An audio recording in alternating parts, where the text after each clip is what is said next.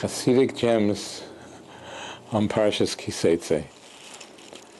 The Torah says, Keysight la melchama ala yevecha, when you go out to war against your enemies, etc., etc., the Torah says all kind of halachas. That's the simple. The Chassidic Torah is saying like this: who are your enemies? Keysight la melchama ala yevecha. Who's your arch enemy? Who's your enemy? The Sahara, the evil inclination. And the Torah is saying like this: Keysight, when you went out of your mother's womb, you know for what purpose you went out, you came onto this world? La milchama ala yevecha, to go fight the Sahara. That's your mission in life. As soon as you step out of your Keysight, as soon as you go out of your mother's womb, you should know that your mission in life is to fight the Sahara and not let him persuade you to do against the mitzvah of Hashem, as we were just talking from the Mesilas Yesharim. Continuing with Chassidic Gems on Parshas Keysight. The Pasuk says, when you go out, Keysight la melchama ala yevecha, when you go out to war against your enemies, unesonai Hashem alekecha biyodecha, and Hashem will give the enemies over to you in your hands, etc., etc., etc. The Torah continues. That's the simple. The Torah is telling us here, according to the Chassidic Torah, the Torah is telling us here the tremendous reward for somebody who beats the Sahara, somebody who goes out to fight against the Sahara. The Torah says, "Unisonai Hashem alekecha biyodecha." Your reward is so great that Hashem is putting Himself into your hands. Hashem is in the palm of your hands. Hashem will do whatever you want. That's the tremendous reward for somebody who goes out to fight and to beat his Sahara. Hashem will be in the palm of your hands. Hashem will put Himself into your hands. And you could be mevatel His decrees. This is Harav HaKodesh, Reb Nachman Mibreslov. Continuing with Chassidic Gems on Parshas Keysight. So it says in the pasuk, "V'ro'iso b'shivya eishes yefastoya," you see a beautiful woman in captivity, and the Torah permits the Jewish person to take this non-Jewish woman. That's the simple. It's not so simple, but that's the simple. So Rashi says, "Lo dibra Torah ela keneged yetzer hora." The Torah is only speaking against the Sahara. The Torah says, Rashi explains, that if you don't allow this person to take this woman a beheta, he would transgress and take her be'iser. That's the simple. Not so simple, but that's simple. The Chassidic Torah are telling us here the secret of how to beat the Sahara. The great secret of how to beat the Sahara. Because the wording of the Rashi is Loi dibra Torah ela keneged Sahara. The Torah is only speaking against the Sahara, meaning that if the Torah would not allow the person to take this woman, he would take her be'isa. That's why the Torah permitted it. But the lashon is Lo dibra Torah ela keneged Sahara. So the Chassidic Torah are dropping the loy and saying like this: Dibra Torah.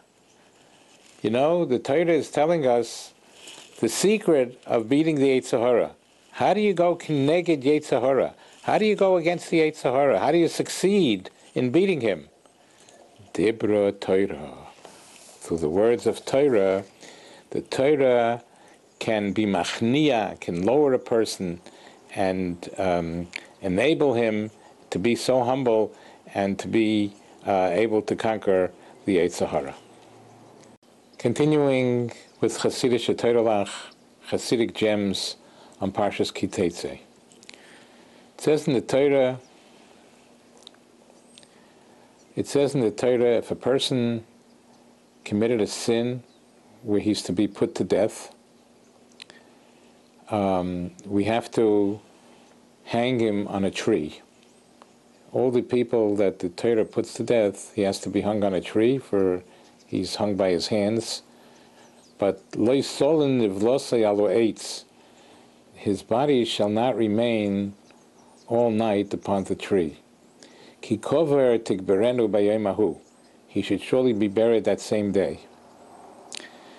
That's the simple.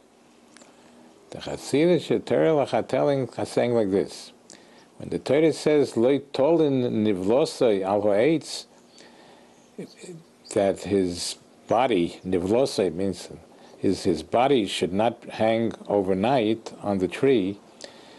The Chassidic Torah are translating nivlosei, if he did an avola, if he did a sin, if he did an avola, don't keep that sin in you overnight. Immediately, as soon as you sinned against somebody, ki kover tigberenu bayemahu, it should be buried, it should be removed. You should do tshuva on it on that same day. Don't wait. Get rid of that. Get rid of what you have against the other person immediately. Continuing with Chassidic Gems on Parshas Keysight. The Torah says, Lo yisira es shoyer ochicha o yeseyai nidochim. If you see the ox of your brother or his sheep going astray, Hoshev teshiveim li ochicha, you should return this ox or sheep to your brother. Do everything you can to return it to him. That's the simple. Harav HaKodesh Reb Sholem Mibels says, and this could be the foundation of Kiruv.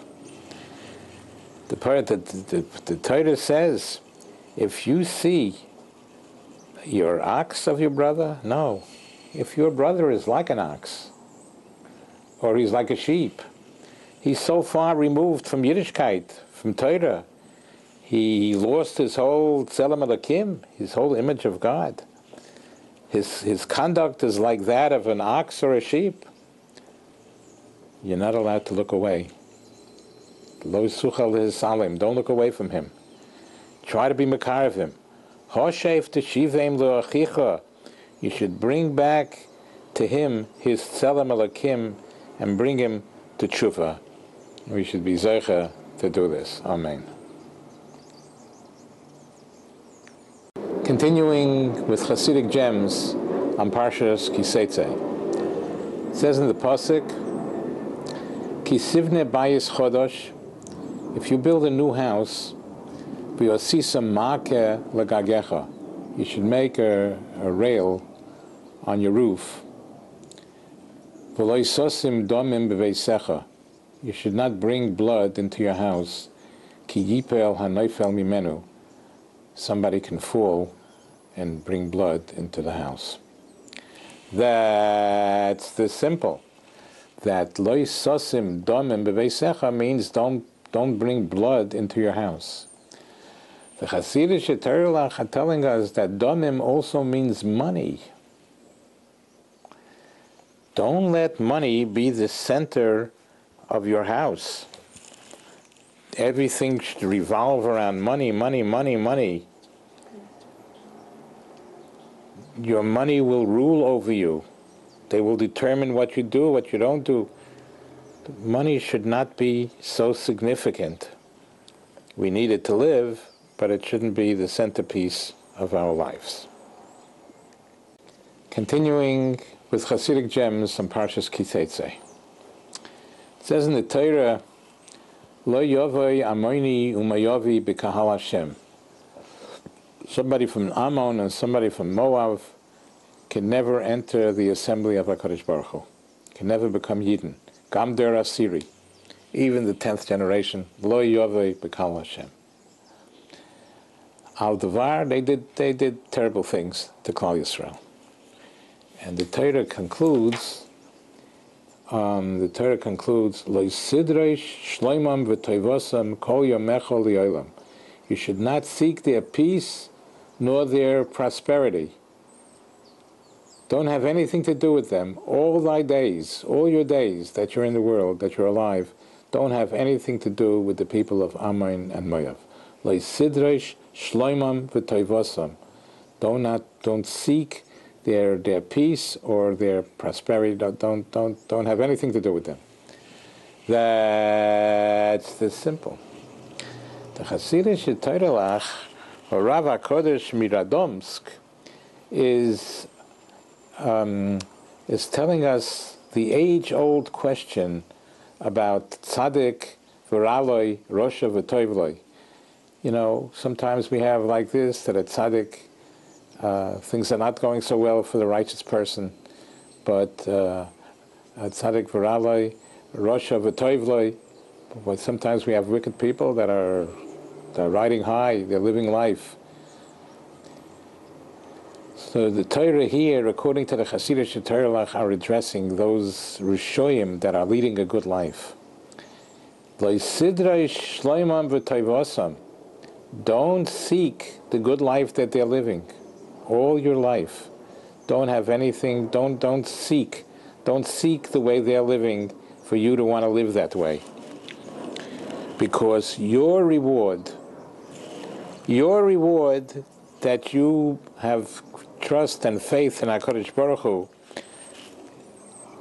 will be much greater than theirs, especially in Olam Haba. Kol Yomecha, especially in Olam Haba, Shekulei Toiv. Our lives that we live are much more admirable, much greater than the lives that these Rishoyim these successful Rishoyim are living in a life of Gashmias, of materialism.